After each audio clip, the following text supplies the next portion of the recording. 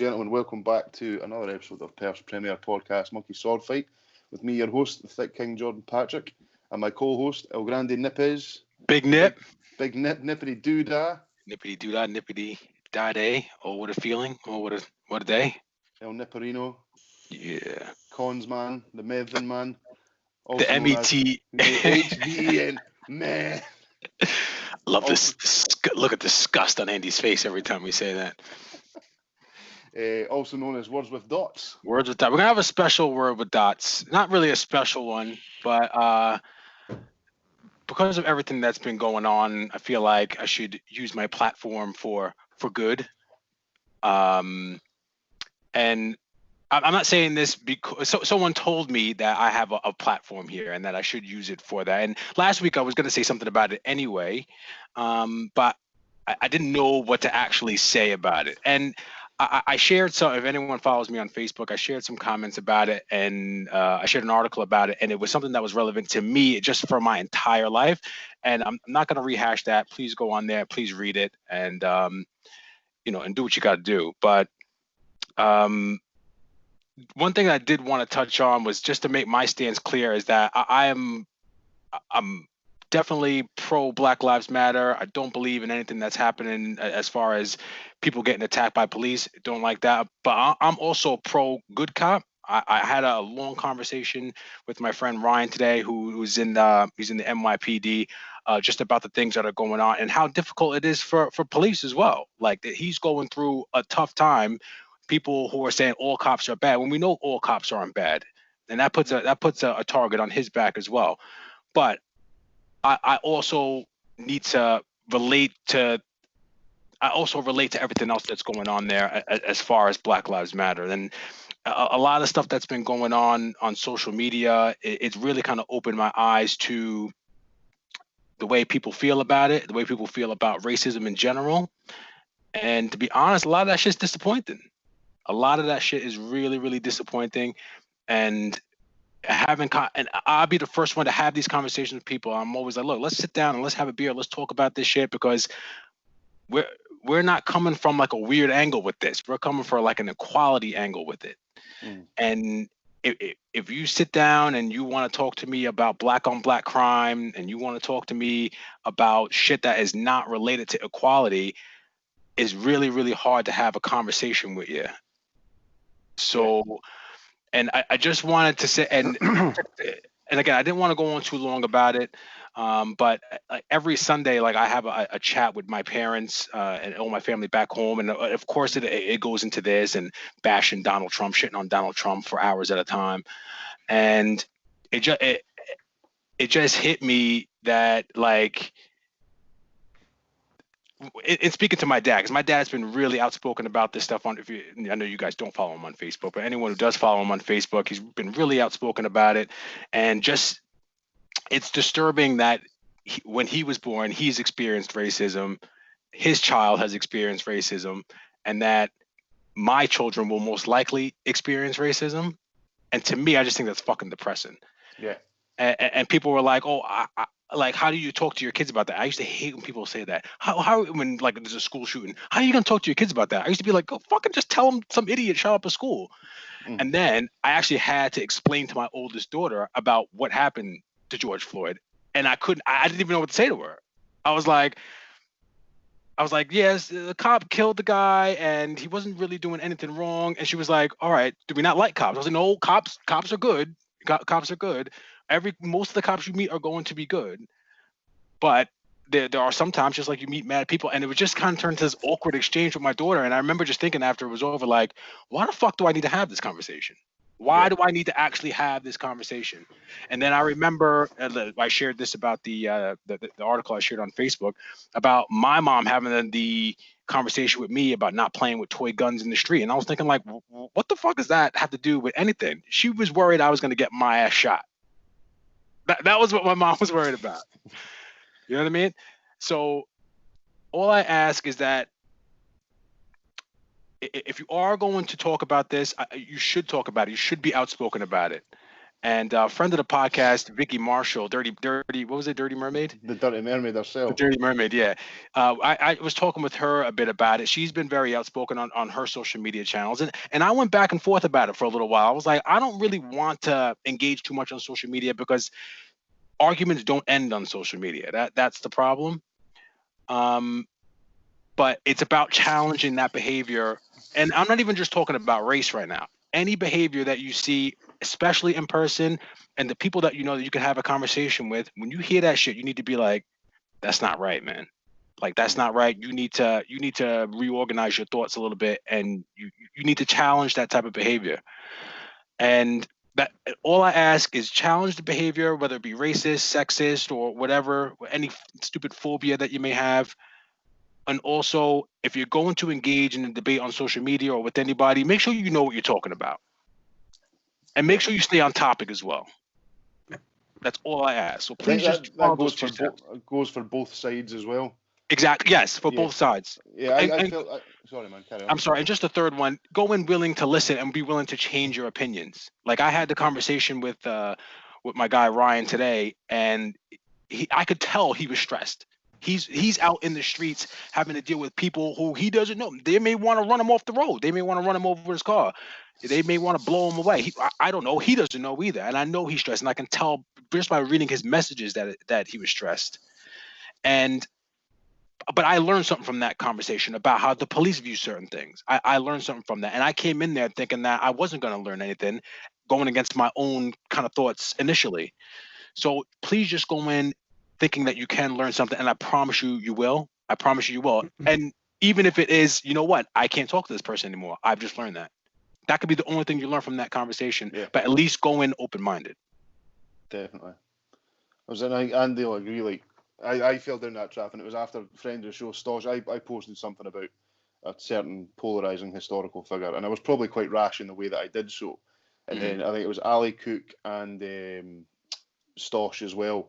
Both messaged me, and they made the point that, like you say, if I'm wanting to make a point, I need to be willing to do it in a way that is going to be educational to others, not just completely pissing on their point of view, but to actually learn something and go forward. So I think definitely, mate, and we can't even imagine what that conversation must have felt like. Do you know what I mean? Like most parents, like my biggest issue is going to be having to sit down and explain the birds and the bees to Riley. Yeah. Then we're going to have to explain to him why there's a systematic problem that can be determined purely on the colour of your skin.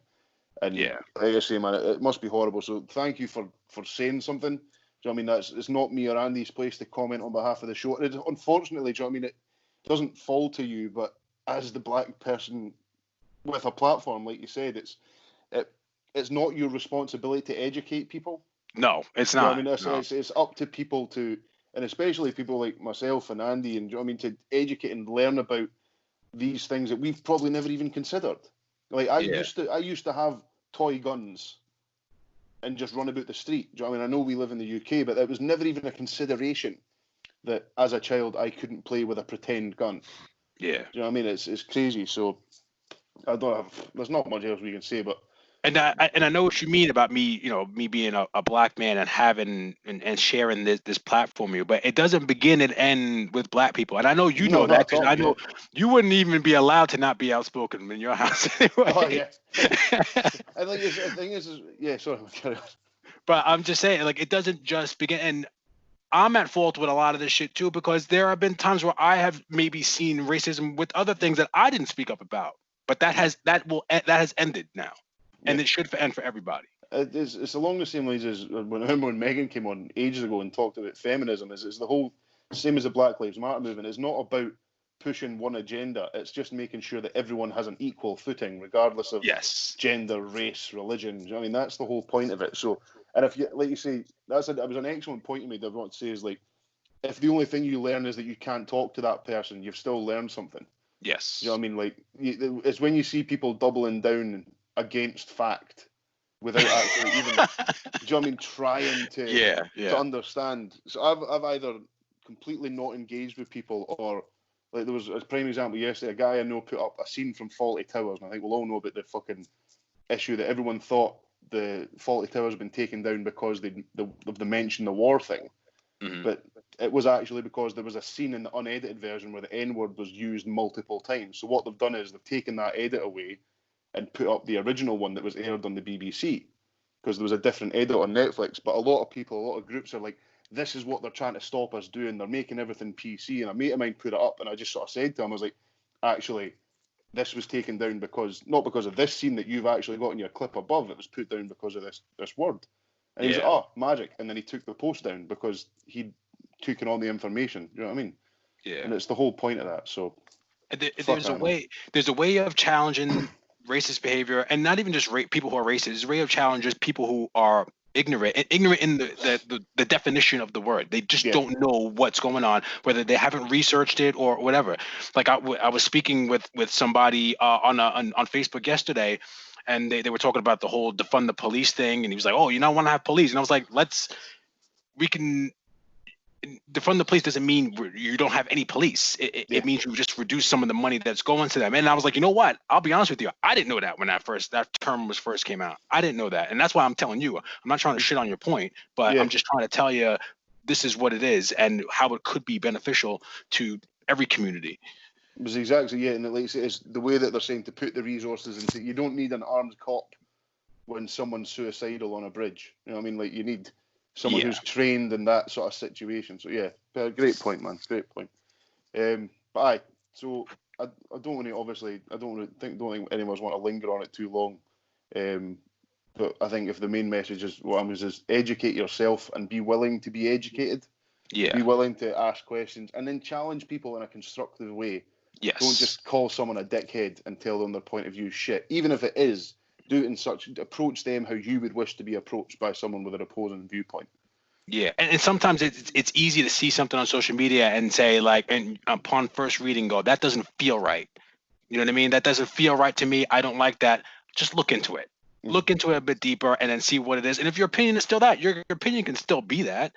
And then challenge it if you want to or not, or it doesn't need to be even on social media. I keep saying that because I've been living on social media for the last month, but just be educated and know what you're talking about, and that's it pretty much. Yeah. That's it. What do you reckon, Andy? I love watching Andy's stoic silence because I know he agrees with everything we've been saying, and I just know he's going to articulate it in a much better way than I can. Yeah. No, I think you guys have sort of encapsulated everything. You talk about defunding the police. I think a start in American society would be to begin demilitarizing the police rather than defunding. I think they go hand in hand. Yeah. Yeah, absolutely. I mean, so it is slowly sort of creeping into, here you see a lot more police armed, and the militarization of the police force is quite a contentious issue in the United States. I think the whole thing with George Floyd, that was a cold-blooded murder, and an egregious act in the middle of the street, utterly shocking. I don't know what needs to be done for things to change. I don't have those answers. What I will say is, just to kind of tie it up, for me, looking at America today, I always used to think America was the coolest country in the world. Mm-hmm. I look at it now and I think to myself, I would never want to live there. And I mean, it must be horrendous if you're an ethnic minority, if you've not got your health, or you've not got your money. I think if you've not got one of those three things, you're constantly fighting an uphill battle. I'm just actually really sad. This is the 21st century. It is extremely depressing that we still live in a society that's riddled with racist undertones, whether we want to admit it or not. It's the same here in the UK. It's the same in a lot of places all over the world. And I just think it's so sad how we can be so advanced in terms of our knowledge, our technology, our medicine, all of these things, and yet we still discriminate based on somebody's skin color, somebody's gender, somebody's beliefs. I think that truly is a sad reflection on just society in general. And then as you talk about, people can't have an educated discussion anymore. It's all pointing fingers and, oh, bullshit, that, nobody's willing to to educate themselves or to open their mind to new ways of thinking. You know, we talk about educating people. We need to give people the tools to educate themselves. But sadly, we seem to be lacking in compassion. We seem to be lacking in respect for one another. It just feels, as a society, as a world, feel so bitterly divided. Definitely. You know, we should be closer and more connected than ever before because of technology. And it actually feels like things are starting to break apart again. I don't know if that's how you guys feel. That's certainly how I feel. And I've not been very vocal on social media with regard to all the things that have been going on. But I would like to think that, you know, I've worked with black artists, black musicians, podcasts, you know, all these things. I've worked with African Americans and black people all over the world, have done for years and will continue to do so. You know, I'm just deeply, deeply saddened by everything that's going on. I think it's one of those things as well. Like, if you don't have those prejudices, and it's like we've been saying, when educating yourself is just because you don't have that issue, is to educate yourself on what that means to the people in your life that suffer those things, whether it be people of color, women, you know what I mean, different religions. So I think you put a perfect bow on that. It might not affect me directly, but you know, it then affects me as, you know, I see it affecting Mike, as I see it affecting other black friends and black colleagues and black people that I work with on a day-to-day basis. Just so sad. It's not enough to not say anything anymore. To me, it's not enough to not challenge that behavior, and that goes for older people too. I always used to joke about if an older person was racist, like, oh, he's set in his ways or she's set in her ways, but you don't know who that person's influencing. You know what I mean? Like you need to challenge that stuff from now on. And I was and again thinking about it before, I was embarrassed about any times that I didn't challenge that type of behavior with friends of mine. But again, it's not happening anymore.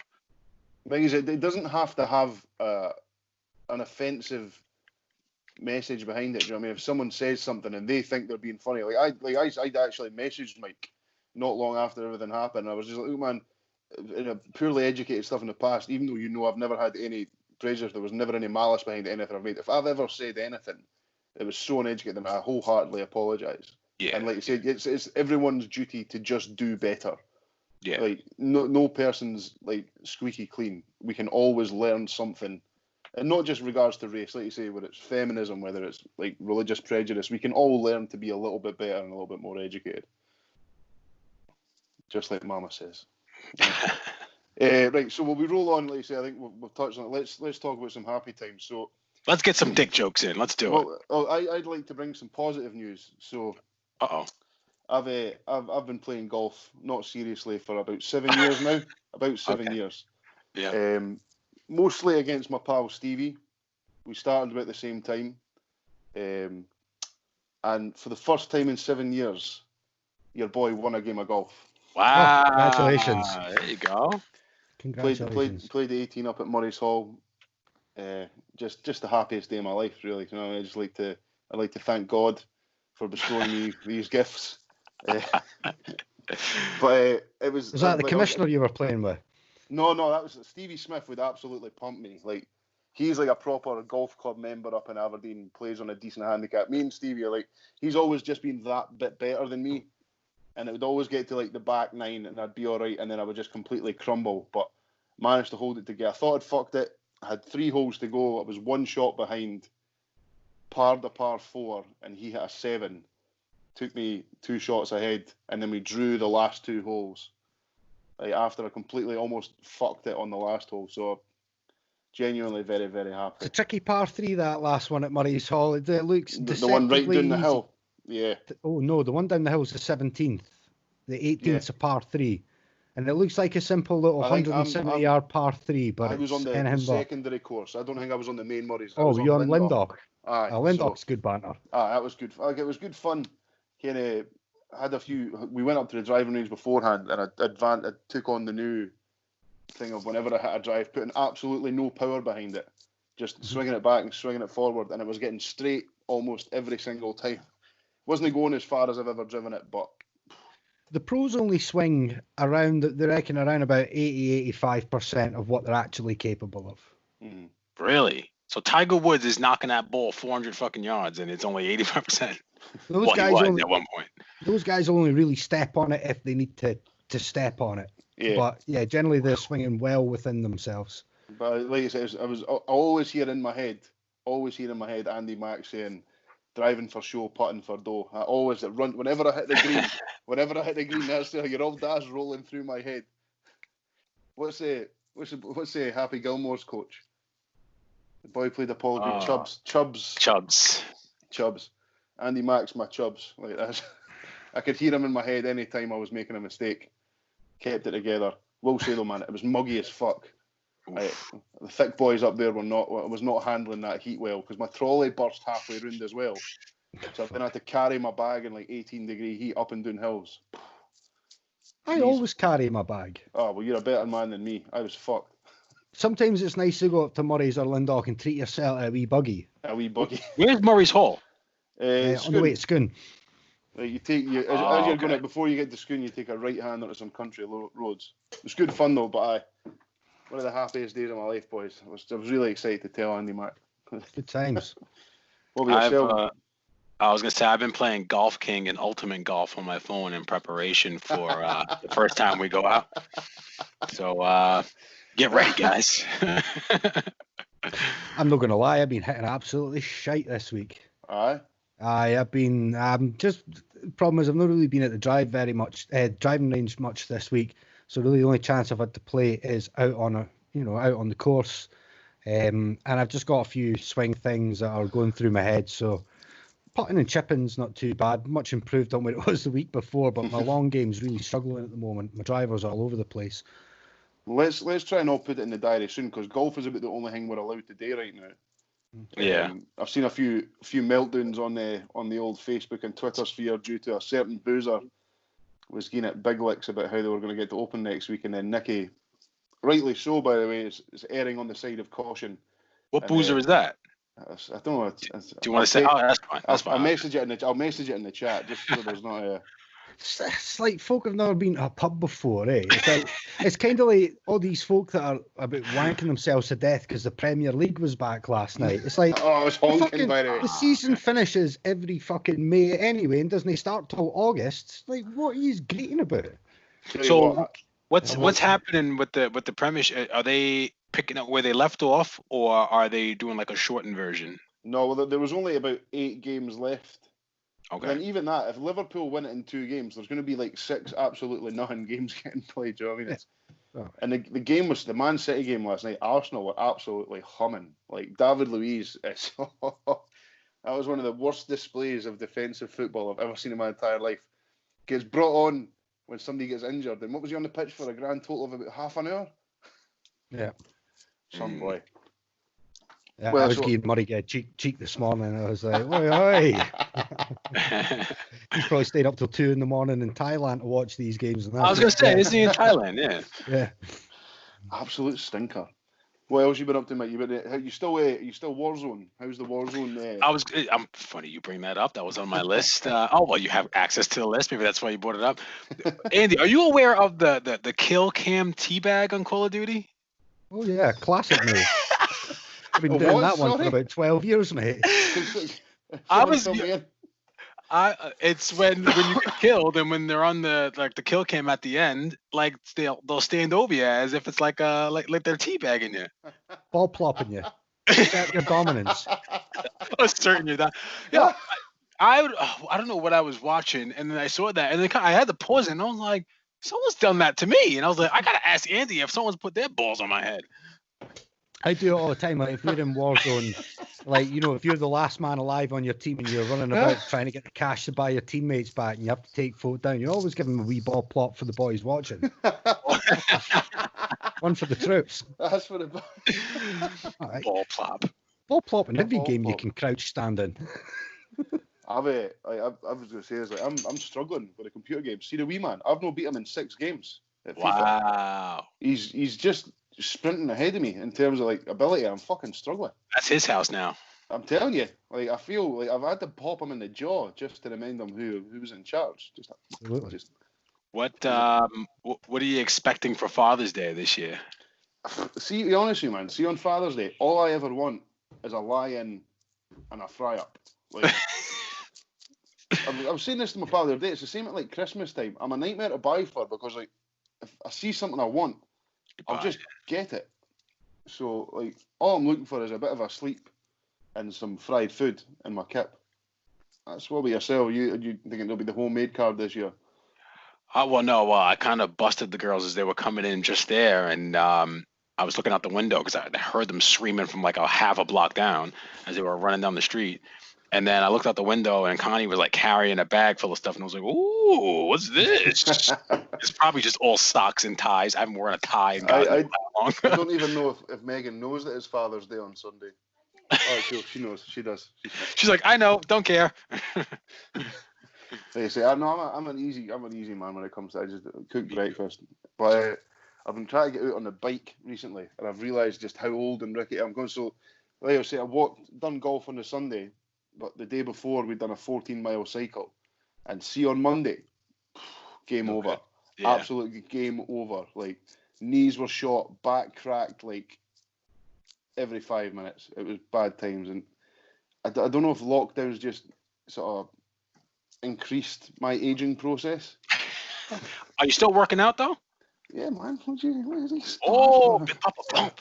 Yes. But I would think, oh no, because you're using mostly your lower body, and I don't know what you're doing actually, so it's not right for me to say. But are you working out your lower body as well? Yeah, this sounds really fucking arsey. I tend not to do my legs put on size like that, so I tend to like do like for every 4 workouts.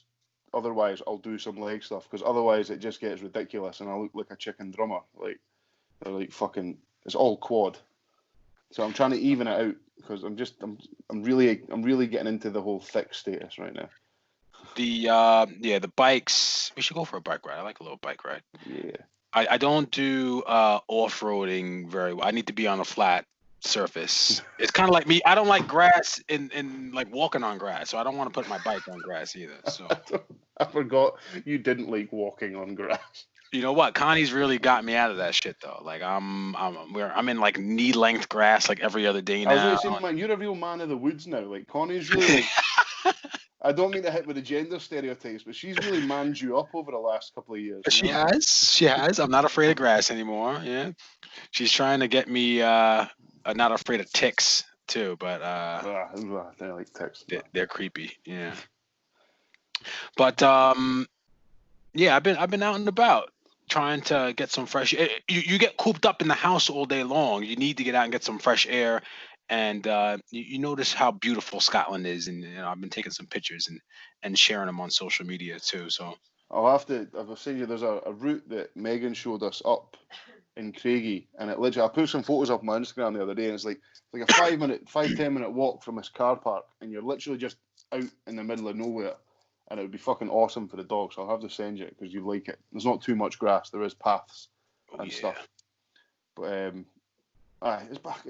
I think it feels like it's going in waves. I'm having like one good week and then 2 bad weeks, or 2 good weeks and 1 bad week. Like me too. Yeah. Last week my energy levels I don't know about you guys. My energy levels last week were just in the toilet. I just felt like I didn't have the mental capacity to just function. And then it's sort of like over the last couple of days I've just started to feel great again, just out of nowhere, not really changing anything. So I feel like you've really got to lean into whatever you're feeling and just not feel, especially if you're not being super productive. You've got to give yourself a couple of days off and not try and stave it off. You burn out really quickly, I find. Like I feel like I can be like super productive for like maybe a week, and then I'll start the next week off productive, and then it hits Tuesday, and like I'll hit a slight snag, and I'm like, I gotta. It's like 2:00. I'm like, I gotta wrap this day up. I can't fuck around anymore. Well, I'm genuinely so excited that my desk has arrived. Like, and I'm not. I was saying this to Andy before we started recording. Like, I finally got my desk. Set up in the living room. I put up a nice wee Instagram photo on it earlier. But like, I have to have Megan's night table. Yeah, well, that's what I was using. But I've literally I bought one off of Amazon yesterday. I can't read today. Because I was waiting for one from IKEA, and then the dicks kept fucking me about. So when are you back in the office, or did they not say yet? I doubt I'll be back in the office. I reckon for the fact my team was so small like, and we could work remotely beforehand. Yeah. So I reckon that'll be me just for good now. And if I go in the office, it'll maybe 1 or 2 days a week tops. But That's what I'm to angry. be honest, I'm quite happy with it now. To be honest with you, like, see, the work part of my week is the easiest part. It's the parts where I'm finished, or the weekend are the parts that I struggle to sort of maintain focus or to keep active, because I know that at least Monday to Friday, like 8 till 5, I know what I'm doing. And at 5 o'clock, I'll go and I'll be happy to chill out. Whereas on a Saturday, you wake up, you sit on the couch, you put on a TV, you watch a film, you play the Xbox. There's nowhere to go from that. Do you know what I mean? It's not. So you've kind of got to force yourself to go out or like have a game of golf, go for a walk. Do you know what I mean? Get the bikes out. Do you know what I mean? So, Andy, what about you? Have you found that you're burnt out a bit quicker? Because I know you're working from home too, and then your second job or your night job doing music is still probably within the same area. So are you kind of burnt out and like, fuck this computer, I'm getting out of here? Nah, I'm all right. Like, because I think the good thing about what I do is that I can choose when I do it. yeah. Yeah, I don't need to be, say, logged on 8 till 5. Even with the college stuff and that, yeah, I'll be online from 9. But, I mean, I'm only just, like, preparing for next year. Remember, I only work part-time. So, I might only be at it till 1 o'clock, 2 o'clock, 3 days a week. The other couple of days a week are at the weekends and that. That's a time where I can sit and go, right, I've got mixes to do for somebody, so I'll either do them this morning, or I'll go and play golf, or I'll do them whenever I want. So I've got a wee bit more flexibility, I guess. I'm okay. I think for me, just the golf being back out is good, just to be able to get back outside and at least be able to do something. But nah, I'm coping all right, guys. Honestly, I'm good. Well, give us a shout for a wee afternoon game, because I like, we've kind of got flexible hours now. So, well, generally I play in the mornings, but we can do an afternoon one if you want. I can do mornings. I can hook someone up. Let's agree. Oh, guys, sorry. I was just going to say mornings are generally better because there's less wind. What you find is that, especially at the end, it gets a wee bit windy around about 1, 2 o'clock, so it can make a big difference on your round. Yeah, let's put it out in the universe that we get ask the people who watch this to keep at us to actually arrange this golf game that we've been talking about for a year and a half now at least. I want to play. Yeah, I'm in now. Man. Let's do it. Golf Clash has got me ready to bust some ass. What time are we sitting at? We're about half an hour, 40 minutes? Yeah. I got two pieces of content here for you guys. Hit it. If you had to delete all but 3 apps on your phone, what would they be? Now, this isn't including the phone dialer. Mm-hmm. Like the app, wherever you download your apps from, and just those 2. Facebook. You keep that? No, I'd get rid of. I thought what you get rid of. I'd keep Instagram, Spotify, and YouTube. I think that's a good spot. That's a good choice. Yeah. I think so. Instagram's like my go-to social media now, and I think it's because, see, with the other ones, especially now, it can be so divisive. Mm-hmm. Whereas for the most part on Instagram, it's not. Well, obviously it does have stuff on it, but for the most part, it is just pictures of people's day or things they like or things they enjoy or clips and stuff. So that's my go-to social media app now. I'm glad you brought that up, because I was thinking the other day that Instagram now, every second post is a sponsored post from somebody I've never heard of and I don't give a fuck about. Yeah, there are a lot of ads on Instagram recently, yeah. But I think that's my goal. So I'll say Instagram, Spotify, and YouTube are the 3 ones I'd keep. I think we're probably seeing it. It probably feels like we're seeing more ads on Instagram too, because probably looking at it a little bit more. And number 2, there's probably a lot of businesses that have ramped up their advertising presence just because they know they have a captive audience. Yeah. So they're trying to make sure they get the bang for your buck. What about you, Andy? What are you going to use? I would keep Instagram. I would keep Twitter. Hey. And I would keep. Hang on, let me have a look.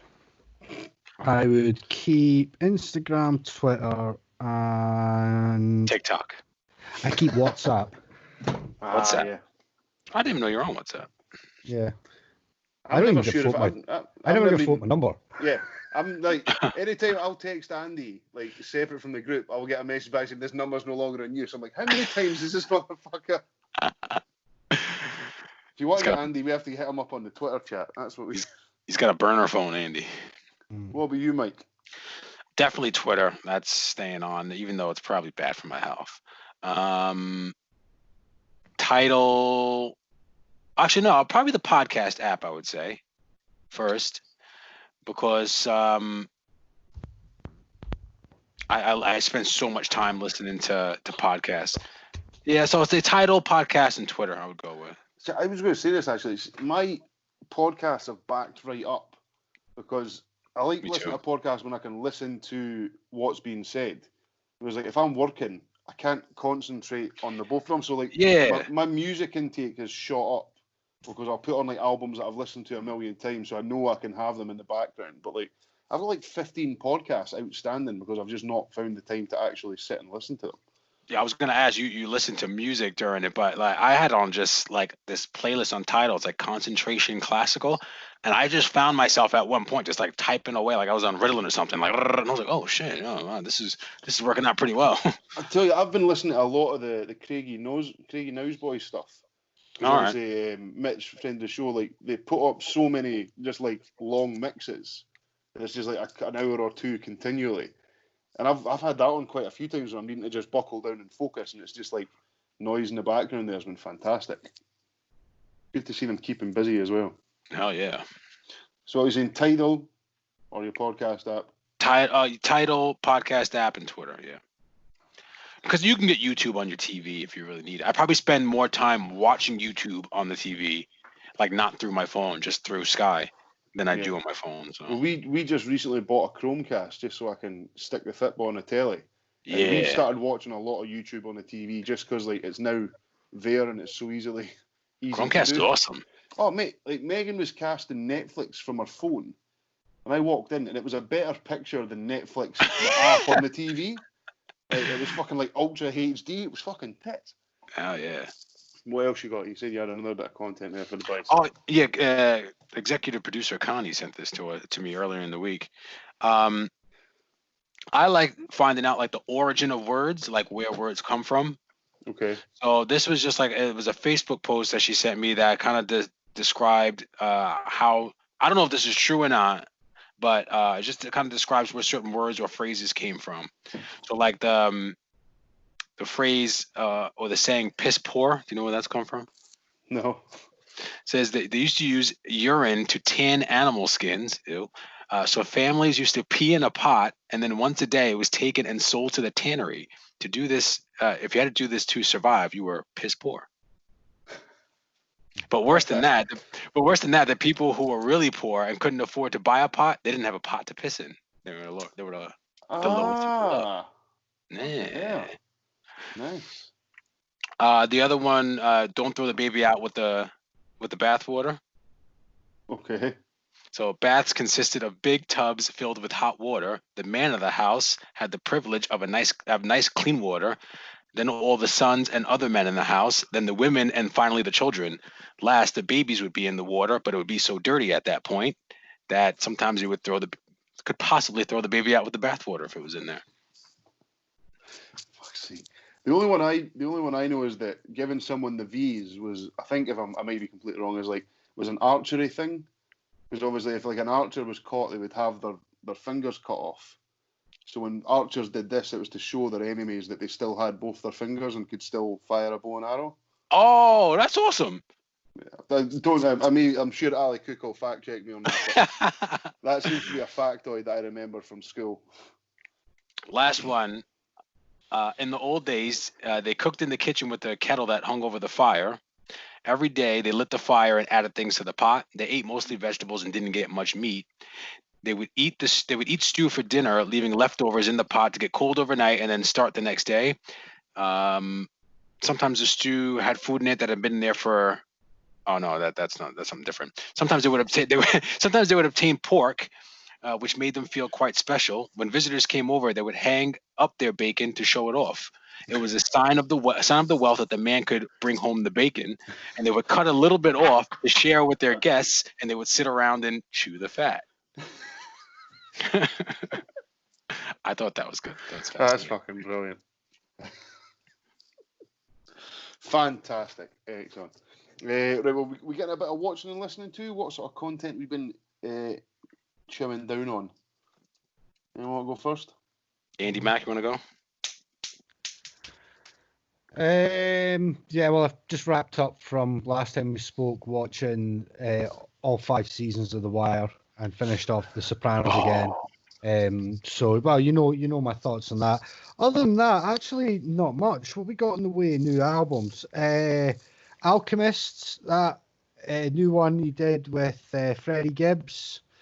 I can't remember what it's called now. It's got spaghetti on it. Fettuccine. Alfredo, yes. Alfredo. Some pasta. Yeah, that some was a decent, pasta. That was an all right listen. Checked out new Run the Jewels album. That wasn't too bad as well. Yeah. Also checked out Ari Ruggedman's last album, and I think there's a bit in it where he's now overtaken Eminem's Rap God as the fastest recorded piece of rap in history. Something ridiculous like 11.8 syllables per second. So yeah, it's pretty insane. Those are sort of the 3 albums I've checked out this week. I'm trying to think if there's anything else. Oh, I've been listening to quite a bit of shoegaze music. So the style shoegaze. Been listening to a band called My Bloody Valentine, another band called Death of Pop, who've got some really interesting tunes, but they're very underground. They've only got a few hundred sort of subscribers across all their platforms, that kind of thing.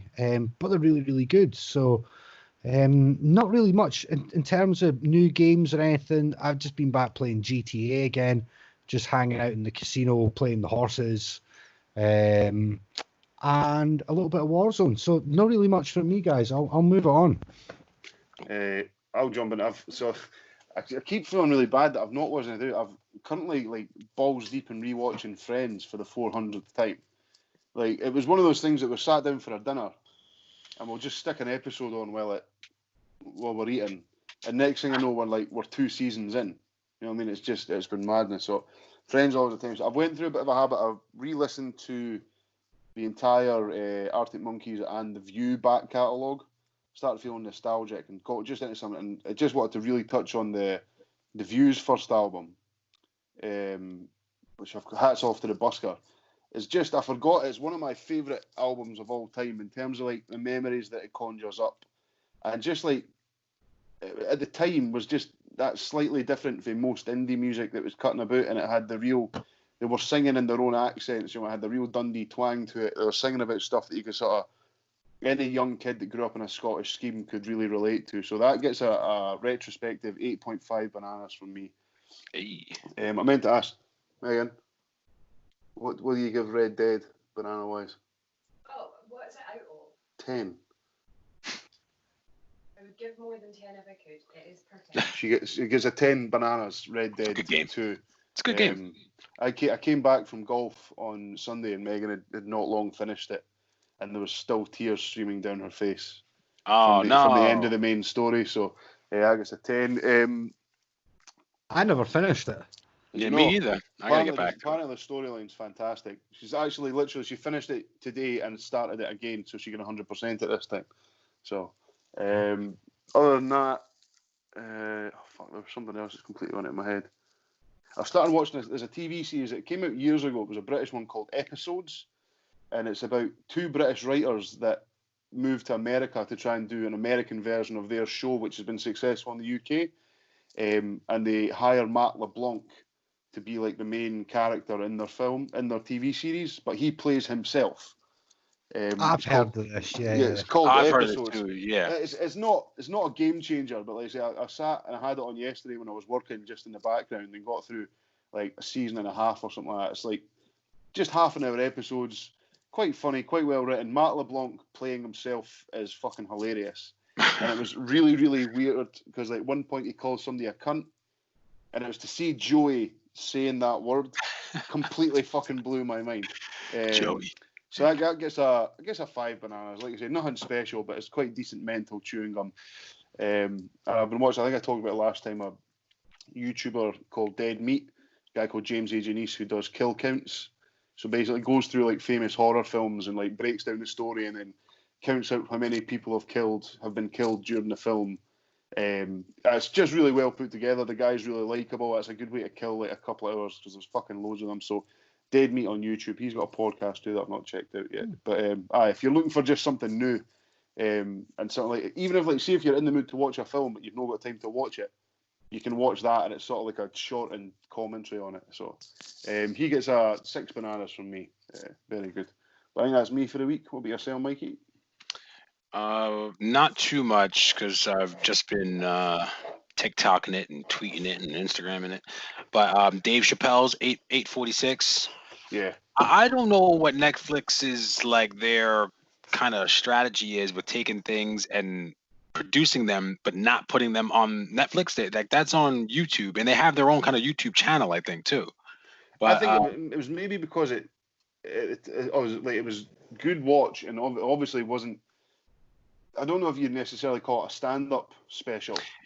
No. So I don't know if it's maybe because he wanted to do something as a way for them to get an important message out there. But like he says at the start of it, he can't go touring comedy clubs right now. Yeah. Do you know what I mean? So I don't think he can work on, because he's one of the comedians that like does a new bit every year, or do you know what I mean? He doesn't do the same shit twice. So I don't know if it was maybe just a case of keeping up the thing. And as well, you go back into it because he made some good points. But yeah, I wasn't going to get too deep into it. It was very good. It was shocking to hear Staten Island when he did mention it, and I was like, oh shit, I was bashing my hometown. Fuck. Definitely recommend that. Again, if you are going to watch it, it's not. There are funny parts to it because it's Dave Chappelle, but it's not vintage Dave Chappelle where you're going to be laughing your ass off the entire time. It's more of a kind of a speech, I guess you can say. I enjoyed the Run the Jewels album. Enjoyed it quite a bit. I don't know if I scored it last week, but I give it an 8. I really, really enjoyed it. I really like Killer Mike.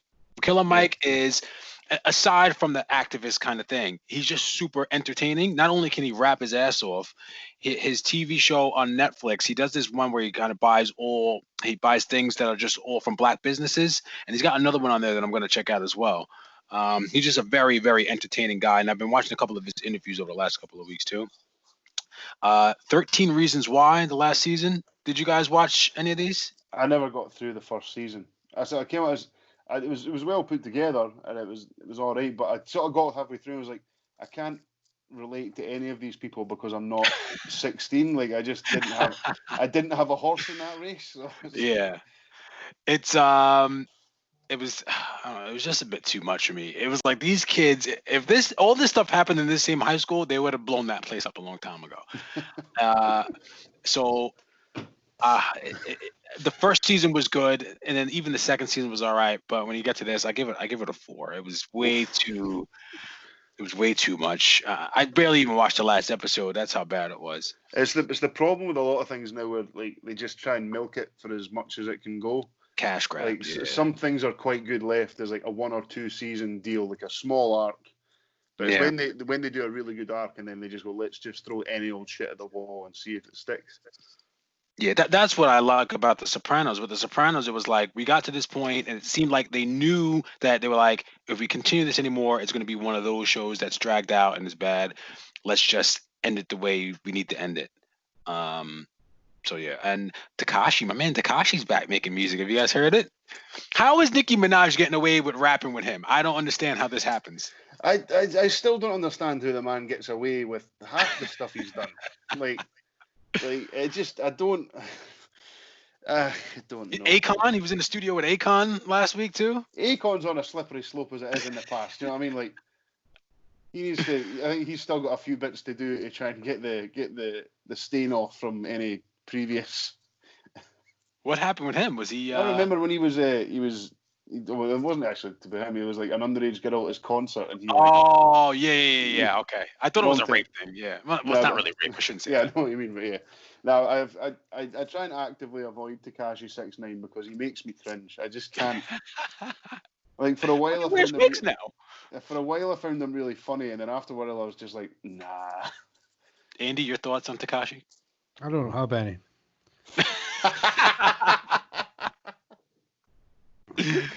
And on that note, Can I just say one thing? I think it kind of loops back to what we talked about at the start, that his latest single with Nicki Minaj is however many hundreds of million views, whereas music that has been released specifically to deal with Black Lives Matter seems to be getting suppressed by the YouTube algorithm. Yep. If you want to do, I'm not going to get too much in it, but if anyone is interested, it's worth having a look into. Send me that. I want to see whatever you saw. I want to see that. Right, well, we'll wrap this one up. Put this one in the books, boys. Wrap that shit up, B. What I say? Like I say, first of all, like we said, just to echo the points at the start. Take on your points, educate yourself, be open for a discussion, and just don't be a dick. As probably you can boil it all down to. Yeah. Don't be a dick. You can catch us. So I think we'll be back next week. Like I say, it's been a hectic couple of weeks. We'll do our best to get back to our regular programming. Hopefully in the next month or two, we can maybe actually hook up and do an episode with each other. Thank you everyone who's continued to listen, like, comment, give us feedback, email us, message us, DM, whatever. Thanks to Ali Cook for remembering us to post last week's episode on Facebook. Yes, it's been a busy week. Shout out to Ali. Ali and I have had a couple of conversations about everything that's been going on too. So shout out to you, Ali. Yeah, Ali is one person I would always like to take example from in terms of how he's willing to educate himself on anything. Yes. Just to have a better understanding. So yeah, please continue to listen. Leave us a wee review on Podbean or YouTube or wherever you find us. Go back and listen to some old episodes. Get in contact with us if you want to be on. We'll maybe try and get a wee guest on next week. Spice it up a little bit. You can find me on Twitter at Wagwan Patrice. I am also on Twitter at _mdots. And I'm still on Twitter because it's one of the 3 apps I'm not deleting off of my phone at Macapella. Twitter now has voice notes. You see that? Well, that's dangerous. Just see Andy Mack calling people morts in the comments section. We talked about this ages ago. I can't be fucking arsed recording voice notes. Right. Didn't start voice noting me for a chat. I'm just going to message you back, like text you. It's in tweets now. It's like you could put it in a tweet, like a public tweet. It's oh god. Fuck's sake. Anyway, thanks very much for listening, everyone. Take care. Peace. Bye.